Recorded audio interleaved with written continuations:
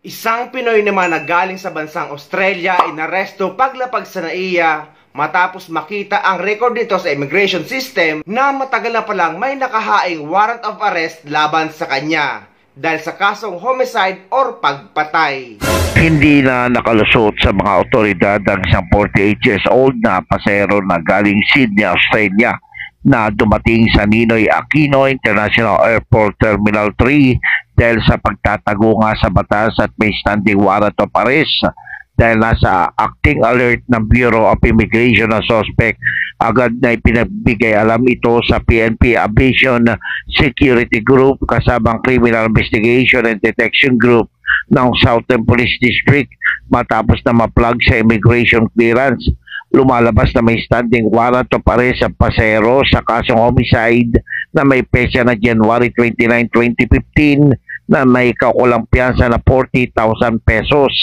Dinala na ang pasahero sa CID SPD station para sa dokumentasyon at legal proceedings. Samantala, isang pasahero din ang inaresto sa NAIA Terminal 3 matapos itong makbiro sa cabin crew nang ina-assist siya nito. Sinabi ng pasahero na baka daw may sumabog sa kanyang bag. Dahil dito, nagdulot ito ng delay sa flight ng eroplano at humantong sa pagkakaaresto sa nasabing pasahero.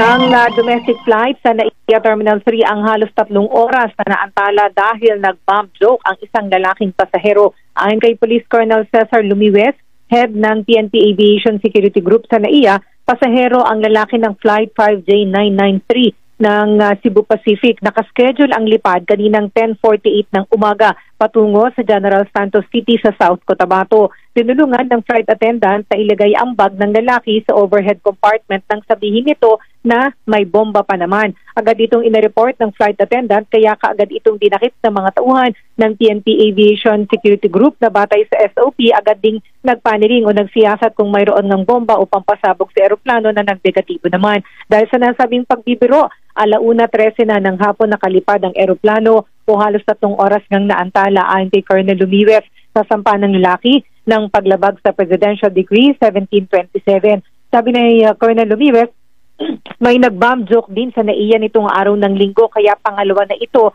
nitong sanlinggo. Nagpaalala na sa batas maaring makulong ng hanggang 5 taon at pagmumultahin ng hanggang 40,000 pesos ang nagba-bomb joke.